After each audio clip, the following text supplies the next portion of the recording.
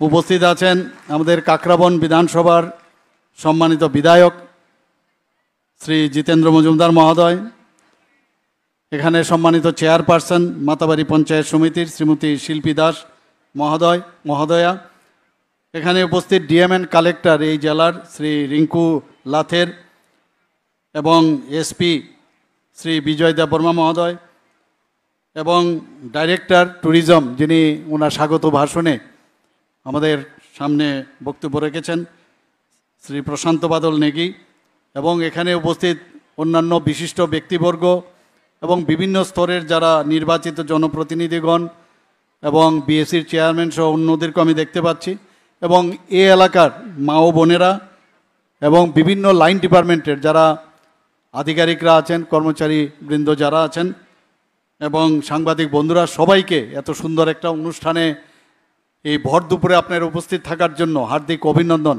ও শুভেচ্ছা জানাচ্ছি। সত্যি আমাদের জন্য একটা আনন্দের বিষয় আজকে, এবং বিশেষ করে মাতাবাড়ি কেন্দ্রে এখানে আমার পূর্ববর্তী বক্তারা এখানে বলেছেন, এখানে আমরা সবাই জানি, এখানে আমার পূর্ববর্তী বক্তারা বলেছেন যে 51 যে আমাদের যে শক্তিপীঠ সেটা আমাদের পক্ষে আমাদের জীবদ্দশায় হয়তো আমরা দেখতে পাবো না। এবং কিছুদিন আগে আমি দিল্লিতে গিয়েছিলাম, সেখানে মাননীয় প্রধানমন্ত্রীজি যখন মুখ্যমন্ত্রীদের একটা কনক্লেভ হয়েছিল, উনি বলেছিলেন যে কোনো রাজ্যে আপনারা উনি আবেদন রেখেছিলেন যে কোনো জায়গায় একটা মানে এমন একটা পর্যটন স্থান আপনারা করুন যেটা ওয়ার্ল্ড স্ট্যান্ডার্ড হবে, যাতে করে ওই একটা কেন্দ্র সব জায়গায় করুন কিন্তু একটা জায়গায় ওয়ার্ল্ড স্ট্যান্ডার্ড হতে হবে, যাকে কেন্দ্র করে সারা পৃথিবীর মানুষ জানবে এবং দেশ বিদেশের সমস্ত লোক এখানে আসবে। এবং আজকে এখানে আমি যেটা দেখলাম যে ইউপি জল বোর্ডের যে একটু আগে আমরা যে ভিডিওটা দেখলাম, এবং আমি ওখানে বলেছিলাম ওনাকে যে মাননীয় প্রধানমন্ত্রীজি যে উনি চাইছেন যে এইরকম একটা আমাদের পর্যটনের একটা স্থল হোক, আমার মনে হয় যে এখানে এটা সম্ভব হবে। এবং আপনারা আমি বলেছি যেন কোয়ালিটি সেটা বজায় থাকে, এবং সব দিক দিয়ে এখানে নটরাজের মূর্তিও বলা হয়েছে সবচেয়ে উচ্চতম বিশ্বের মধ্যে, ভারতবর্ষের সব জায়গার এখানে সবচেয়ে উচ্চতম একটা নটরাজের মন্দির এখানে তৈরি হবে। তো আমার মনে হয় যে এইরকম একটা অবস্থায় আমি এখানে যারা এই কার্ড পেয়েছেন তাদেরকে আমি বলবো যে সবাই এদিকে নজর রাখবেন, যেটা সারা ভারতবর্ষে তথা সারা পৃথিবীর মানুষ এই যে আমাদের 51 শক্তিপীঠ সম্পর্কে মানুষ জানে। আমরা হিন্দু পুরাণ অনুসারে আমরা জানি, এখানে আমার পূর্ববর্তী বক্তা আমাদের যিনি মাননীয় অর্থমন্ত্রী বলেছেন যে কিভাবে আমাদের যে সতীর যে দেহ কিভাবে মানে সুদর্শন চক্রের মাধ্যমে ভগবান বিষ্ণু খণ্ড করতে হয়েছিল সেই সম্পর্কে উনি আলোচনা রেখেছেন। আজকে এখানে শুধু 51 শক্তিপীঠ হবে না, সেই শক্তিপীঠকে কেন্দ্র করে পর্যটন দপ্তরের পক্ষ থেকে সেটা যে উদ্যোগ নিয়েছে, সেটা করে আমাদের শুধু রাজ্যের না সারা ভারতবর্ষেরও কিন্তু আমাদের বৈদেশিক যে মুদ্রা তারও কিন্তু আয় আমাদের বাড়বে, দেশ বিদেশ থেকে আসবে, বাইরের থেকে আসবে, এবং এখানকার যে আঞ্চলিক উন্নয়ন এই এলাকারও কিন্তু উন্নয়ন হবে। এখানে বলা হয়েছে যে একদিনের যে কার্যক্রম তাতে করে যেভাবে দোকানপাট এখানে তাদের যেভাবে দোকানপাট খুলেছে তাদের জিনিসপত্র নিয়ে, যখন এটা পার্মানেন্ট হবে তখন কি অবস্থা হবে সেটা কিন্তু তার কিছুটা আন্দাজ কিন্তু আমরা দেখতে পাচ্ছি। শুধু তাই নয়, আমাদের ত্রিপুরা রাজ্যের যে সাংস্কৃতিক যে বিষয়গুলো আছে, আমাদের 19টি জাতি গোষ্ঠী এখানে আছে, যারা আমাদের ট্রাইবাল জনজাতি যারা আছেন তাদেরও সংস্কৃতি সম্পর্কে কিন্তু মানুষ জানতে পারবে। এবং এখানে যে ব্যবস্থা এখানে রাখা হয়েছে সে আর্ট প্রদর্শন করারও ব্যবস্থা থাকবে, যখন বাইরের থেকে মানুষ আসবে তাদেরও কিন্তু সেটা দেখার সুবিধা হবে। তাতে করে আমাদের যে ডিজিপি, আমাদের যে জিডিপিতে অনেক বেশি আমাদের আয় এখানে হবে। আপনারা সবাই জানেন, আমি প্রায় সব জায়গায় বলি যে জিএসডিপি এখন আমাদের ত্রিপুরাতে স্টেটের যে জিএসডিপি নর্থ ইস্টের মধ্যে আমাদের দ্বিতীয় স্থানে আমরা কিন্তু আছি। এখন আমাদের নর্থ ইস্টের মধ্যে সিকিম প্রথম এবং দ্বিতীয় স্থানে ত্রিপুরা এখন আছে। আমি জানি না আগামী দিন এই ধরনের যেভাবে আমাদের পর্যটন মন্ত্রী বলেছেন, এবং উনাকে আমি বারবার আমি বলছি যে পর্যটনকে সামনে রেখেই আমাদের আর্থসামাজিক উন্নয়ন ত্রিপুরাতে সম্ভব হবে। উনি আমাকে বলেছেন, কথা দিয়েছেন যে 2 বছরের মধ্যে আপনি দেখবেন মুখ্যমন্ত্রীজি আমরা কিভাবে কাজ করছি। আমি ওনাকে ধন্যবাদ দেব। আমি আশা করি উনার যে উদ্যোগ সেটা অবশ্যই সেটা সার্থক হবে এবং আমাদের ত্রিপুরাবাসীর জন্য যে কর্মসংস্থানের সুযোগ, আর্থিক যে বিষয় সেগুলো উন্নয়ন হবে। এখানে এমএসএমইর যে বিষয়গুলো আসছে সেই পর্যটনকে সামনে রেখে ক্ষুদ্র ছোট মাঝারি শিল্পের যে ব্যবস্থা সেগুলোর কিন্তু উন্নয়ন হবে। এখানে এই পর্যটনের বা এই ধরনের যে আমাদের যে ডেভেলপমেন্ট হচ্ছে তাতে করে ডাইরেক্ট অর ইনডাইরেক্টলি অনেকের কিন্তু আমাদের কর্মসংস্থানের সুযোগ হবে। এখানে হসপিটালিটি থেকে শুরু করে যখনই বাইরের থেকে মানুষ আসবে, দেশ বিদেশ থেকে আসবে, ইভেন আমাদের রাজ্যেরও যখন বাইরের থেকে অনেক আসবে তাদের আতিথেয়তার জন্য একটা কর্মসংস্থানের সুযোগ আসবে। সেখানেও কিন্তু এই আর্থসামাজিক উন্নয়ন সেটা হবে। বিভিন্ন জায়গায় পরিবহন ট্রান্সপোর্টের তারও প্রয়োজন হবে, কারণ এখানে যখন আসবে কি করে আসবে, তো আসতে গেলে ট্রান্সপোর্টের প্রয়োজন। তো ট্রান্সপোর্টের মাধ্যমে কিন্তু আমাদের আর্থিক উন্নয়ন সেটা সম্ভব হবে।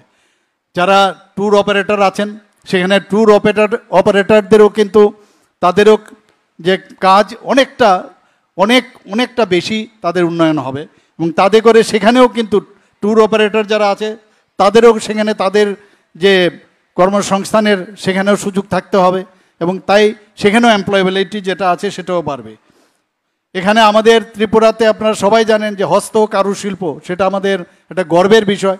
সেগুলো বিক্রির যে সুবিধা সেটাও এখানে ত্রিপুরাতে বাড়বে। এই ধরনের যে আমাদের সেন্টার এখানে হচ্ছে, যে ধর্মীয় যে সেন্টারগুলো হচ্ছে বা অন্যান্য যেসব আমাদের পর্যটনের যে সুবিধা এখানে হচ্ছে তাতে করে সেটাও আমাদের সুযোগ আসবে। এখানে শুধু বিনোদন নয়, এখানে বিনোদন ছাড়াও অন্যান্য যে বিষয়গুলো আছে, একে অপরকে জানা, অন্য রাজ্যের বা বিদেশের থেকে যখন মানুষ আসবে তার সংস্কৃতি সম্পর্কে, তার সাথে যে একটা মিলন, সেই মিলনের সাথে তাদের সম্পর্কে আমরা জানতে পারবো, ওনারাও কিন্তু আমাদের সম্পর্কে জানবে এবং একটা আত্মিক যে রিলেশন সেটা আসবে। এখানে যখন তারা ফটো তুলবে এবং এই ফটো নিয়ে যখন যে যার জায়গায় যাবে তখন এই বনদুয়ারের কথা কিন্তু সেখানেও প্রতিটা ঘরে ঘরে কিন্তু সেটা পৌঁছবে। বন্ধুগণ, আমি আশা করি যে আমাদের যে গ্রামীণ ও শহরাঞ্চলে এই ধরনের যে উদ্যোগ আজকে নেওয়া হচ্ছে এবং তাতে করে গ্রামীণ এবং শহরে যে কর্মসংস্থানের যে সমস্যা সেটা কিন্তু অনেকটা হ্রাস পাবে। আমাদের কেনাকাটার থেকে আরম্ভ করে বিভিন্ন বিষয়ে সেখানেও কিন্তু অনেকটা বেশি সেখানে বৃদ্ধি পাবে। এখানে বিমানে আসতে হবে, রেলপথে আসতে হবে, সেই জায়গায়ও কিন্তু আর্থিক যে বিষয় সেটাও কিন্তু অনেক বেশি উন্নয়ন হবে। আমাদের এই পর্যটনকে কেন্দ্র করে বিভিন্ন ক্রীড়া বিনোদনমূলক কর্মসূচি সেটাও তার সাথে যুক্ত আছে। আমাদের এখানে যে একটা ডাটা আমার কাছে আছে, শুধু পর্যটনকে নিয়ে সারা ভারতবর্ষের জিডিপিতে প্রায় 7% তার মানে সংযুক্তিকরণের যে রিপোর্ট আমার কাছে আছে। আমি আশা করি যে মাননীয় প্রধানমন্ত্রীজি এর উপর সাংঘাতিক জোর দিয়েছেন। আজকে আমাদের এখানে যে এই 51 শক্তিপীঠ সেটা কিন্তু একমাত্র সম্ভব হয়েছে, সেটা পর্যটন দপ্তর থেকে যে টাকা আমাদের দেওয়া হয়েছে প্রায় 98 কোটি টাকার মতো দেওয়া হয়েছে, সেটা মাননীয় প্রধানমন্ত্রীজির মার্গদর্শনেই সেটা সম্ভব হয়েছে। আমি এর জন্য ত্রিপুরাবাসীর পক্ষ থেকে মাননীয় প্রধানমন্ত্রীজিকে অনেক আমি ওনাকে ধন্যবাদ দিতে চাই। আপনাদের হয়ে আমি সবাইকে আমি বলবো ওনার জন্য একটা তালি হোক। আপনারা জানেন যে এই পরিকাঠামো যখন এখানে হচ্ছে, আমরা পরিকাঠামোরও কিন্তু উন্নয়ন হচ্ছে, হোটেল নির্মাণ হচ্ছে, পরিবহন যে নেটওয়ার্ক সেটাও এটা এস্টাবলিশড হচ্ছে, পাবলিক অ্যামিনিটিস সেগুলোও এখানে হবে। আরেকটা বিষয়, আমাদের রাজ্যের এবং দেশের যে ব্র্যান্ড ভ্যালু সেটাও কিন্তু তার যে ভাবমূর্তি তার পরিচয়ও কিন্তু সারা পৃথিবী এবং সারা ভারতবর্ষের সমস্ত জায়গায় মানুষ কিন্তু জানতে পারবে। আমি এখানে আজকের যে প্রকল্প সেখানে আমি দেখলাম এখানে পার্কিং থেকে ব্যবস্থা করে commercial shops urban plaza, entrance gate, সত্যি মানে আমি বলবো যে মনোমুগ্ধকর যে ছবিগুলো এখানে দেখলাম, সেটা যখন বাস্তবে হবে, যেটা আমাদের মাননীয় মন্ত্রী বাহাদুর বলেছেন, এই বনদুয়ার থাকবে না, স্বর্গদ্বার হবে, আমি নিশ্চিত সেটা হবে। এবং আমরা বসে আছি, আমি যখন ওখানে গেছি আমি জিজ্ঞেস করলাম যে কতদিন লাগবে, উনি বললেন 15 মাস। তা আমি বললাম যাক, তাহলে আমাদের পক্ষে সেটা সম্ভব হবে। এসে মাননীয় প্রধানমন্ত্রীজিকে আমরা ইনভাইট করব, উনি যদি আসেন আমি নিশ্চিত যে ওনাকে যদি আমরা বলি নিশ্চয়ই উনি আসবেন এবং ওনার দ্বারা এখানের যে উদ্বোধন, সেই প্রাণ প্রতিষ্ঠা, সেটা আমরা করতে পারবো। বন্ধুগণ, আমরা জানি উন্নয়নের শেষ নেই, আমরা যেখানেই যাই সেখানেই মাননীয় প্রধানমন্ত্রীজি যে মার্গদর্শন দেখায়, আমরা উন্নয়ন ছাড়া কোনো কথা বলবো না। আজকে এখানে জাতি জনজাতি অনেক বিষয় থাকে, অনেক আমাদের বিরোধী দলের যারা আছেন তারা অনেক সময় অনেক কথা বলেন, কিন্তু মাননীয় প্রধানমন্ত্রীজি বলছেন যে যদি আমরা উন্নয়নকে নিয়ে আমরা সামনে চলি সেখানে কোনো রাজনীতি আসতে পারবে না। তা আমরা উন্নয়ন নিয়ে কাজ করছি, আমরা অন্য কিছু বুঝি না। মানুষের যে সমস্যা, সেই সমস্যার যদি সমাধান হয় সেই সমস্যা সমাধানে আমরা কাজ করছি। আমাদের মাননীয় প্রধানমন্ত্রীজি যে অ্যাক্ট ইস্ট পলিসির কারণে আজকে ত্রিপুরাতে যেভাবে হীরা মডেল উনি আমাদের দিয়েছেন, ন্যাশনাল হাইওয়ে দিয়েছেন, আমাদের ইন্টারনেট দিয়েছেন, রেলওয়ে দিয়েছেন, রোডওয়েজ দিয়েছেন, এবং প্রতিটা ক্ষেত্রে আমরা দেখছি যে এর বেনিফিট আমরা কিন্তু এখানে পাচ্ছি। বন্ধুগণ, আমরা আজকের এটা বাদ দিয়ে আমি গত 2025 সালের জানুয়ারি থেকে জুন মাসে এখন পর্যন্ত 674 কোটি টাকার বিভিন্ন প্রকল্পের ভিত্তিপ্রস্তর এবং উদ্বোধন করেছি। বন্ধুগণ, এটা তো বাদ দিলাম, এটা আবার সামনের আবার কোথাও যখন যাব আবার এটা অ্যাড হয়ে সেটা 700 কোটি টাকার উপরে চলে যাবে। বন্ধুগণ, তো আমাদের এখানে এভরি ডে আমাদের এখানে মিটারের মতো সে বাড়তে থাকে। আগে আমরা যেটা কোনোদিন আগের সরকারের সময় আমরা সেটা দেখিনি। আমাদের যে অগ্রাধিকার রাজ্য সরকারের শিক্ষাক্ষেত্রেই হোক, স্বাস্থ্যের বিষয়ে হোক, এবং কমিউনিকেশনের যে উন্নত যোগাযোগ ব্যবস্থা, এবং বিশেষ করে আমাদের জনজাতিদের তাদের যে সামগ্রিক উন্নয়ন, তার দিকে আমরা কিন্তু বিশেষ নজর দিয়েছি। বন্ধুগণ, আমাদের মাননীয় প্রধানমন্ত্রীজি বলছেন যে স্বনির্ভরতা এবং সেলফ রিলায়েন্স, তার দিকে আমরা নজর দিচ্ছি। আপনারা সবাই জানেন যে আমাদের যে এসএইচজি গ্রুপ, আমাদের মা ও বোনেরা আছেন, আগে 2016-17তে মাত্র 4 থেকে 4,500 এসএইচজি গ্রুপ ছিল, সেখানে আজকে 56,000 এসএইচজি গ্রুপ হয়েছে। বন্ধুগণ, তাতে করে যে স্বনির্ভরতা অনেকটা বাড়ছে, কর্মসংস্থানের সুযোগও অনেক বেশি বেড়েছে। আপনারা সবাই জানেন, আমি সব জায়গায় আমাদের সরকারি চাকরি তো আমরা দিচ্ছি, কিছুদিন আগ পর্যন্ত সেখানেও কিন্তু মিটার সামনের দিকে আসছে। প্রায় 19,000-এর মতো আমরা অলরেডি সরকারি চাকরি এই সরকারের আমলে 2018 থেকে এখন পর্যন্ত আমরা দিয়েছি। বন্ধুগণ, আমরা এখানে পরিকাঠামো উন্নয়ন, আবাসন, স্বাস্থ্য সুরক্ষা, শিক্ষা, গ্রামীণ যাতে জনগণের আয় বৃদ্ধি হয়, সামাজিক ও অর্থনৈতিক উন্নয়ন, তার দিকে আমরা কিন্তু নজর রেখেছি। বন্ধুগণ, আমরা রাজ্য সরকার পর্যটন শিল্প যাতে আরও বেশি যাতে তার কাজকর্ম আরও বাড়াতে পারে, তার দিকে আমাদের ফিনান্স মিনিস্টার এখানে আছেন, বারবার আমি বলেছি কোনো অবস্থায় পর্যটন এটা কিন্তু আমরা যদি ইনভেস্ট করি, তার থেকে ইনফ্রাস্ট্রাকচার যদি আমরা ডেভেলপ করি, সেটা কিন্তু আমাদের মানি বিগেটস মানি, আমরা জানি সেখানে যদি আমরা খরচ করি তাহলে তার থেকে কিন্তু আরও বেশি আর্থিকভাবে আমরা উন্নতি করতে পারি। সেই জন্য আমি আমাদের মাননীয় বিত্তমন্ত্রীকে আমাদের ধন্যবাদ দেব যে উনিও আমার সাথে একমত, বলে যে না এই বিষয় যে আমাদের পর্যটনের যে ডিপার্টমেন্ট আছে তার জন্য যখনই আবেদন আসে সেই দিকে কিন্তু উনি কাজ করছেন। আমাদের ইকো ট্যুরিজম, বিভিন্ন ট্যুরিজম আছে এখানে, সিপাহীজলার অভয়ারণ্যে, এখানে কিন্তু আমরা এটা নিয়ে কিন্তু আমরা যখনই কিছু বলি কিন্তু সেইভাবে কিন্তু হোয়াটসঅ্যাপে আমরা দেখি না, বা ফেসবুকে যখন আমরা দেই, আমাদের এখানে এত লোক আছে ত্রিপুরাতে, তাকে এই যে চশমা বাদর সেই নিয়ে কিন্তু আমরা ত্রিপুরার যে আমাদের এত সুন্দর জিনিসগুলো আছে সারা পৃথিবীর লোককে আমাদের জানান দেওয়া দরকার। আমাদের রুয়া অভয়ারণ্য সম্পর্কে আমাদের জানানো উচিত, আমাদের তৃষ্ণা অভয়ারণ্য বাইসন সম্পর্কে জানানো উচিত, আমাদের বড়মুড়া ইকো পার্ক আমাদের আছে, সেখানে কুমলুং ইকো পার্ক, সেখানেও আমরা অলরেডি সেখানে সেই পার্ক সুন্দরভাবে সেখানে সাজানো হয়েছে। তেপানিয়া ইকো পার্ক এখানে আপনাদের এই গোমতী জেলাতে আছে। সেই ইকো ট্যুরিজমকে নিয়ে আমরা চাইছি যে আপনাদের মাধ্যমে সারা পৃথিবীকে আমরা জানান দেই। আপনারা ট্যুরিজমের পক্ষ থেকে যখন আমার কাছে আসলেন আমাদের মাননীয় মন্ত্রী বাহাদুর, তো উনি বললেন যে আমাদের এই ব্র্যান্ড অ্যাম্বাসেডর প্রয়োজন। আপনারা সবাই জানেন এই ব্র্যান্ড অ্যাম্বাসেডরের জন্য যাকে নিযুক্তি করা হয়েছে ভারতবর্ষের ক্রিকেটের প্রাক্তন যিনি অধিনায়ক সৌরভ গাঙ্গুলিকে দেওয়া হয়েছে। উনি অনেক জায়গায় এই ফটো তুলে ফটোশ্যুট করে এখন সারা পৃথিবীর মধ্যে সেগুলো মানুষ কিন্তু জানছে। আমরা দেখছি মানুষ এখন বহু বাইরের থেকে বিদেশ থেকে অনেক ফুটবল এখানে কিন্তু ত্রিপুরাতে মানুষ অনেকটা বেড়েছে এবং আমি আশা করি যে আরও বাড়বে। ধর্মীয় পর্যটনের বিষয় যদি আমরা বলি, ত্রিপুরেশ্বরী মন্দির আমরা সবাই জানি 500 বছরের পুরনো এই মন্দির সম্পর্কে আমাদের আরও বেশি করে এখানে যে এখন যে আমরা এই মন্দিরকে আমরা সাজিয়েছি, মাননীয় প্রধানমন্ত্রী যে আসার কথা ছিল সেখানেও ওনাকে আবার বলবো, এটা যদি প্রায় কমপ্লিটের পথে, যখন কমপ্লিট হবে উনি নিশ্চয়ই আসবেন এবং সেটাও আমরা আবার উদ্বোধন আমরা কেন করব।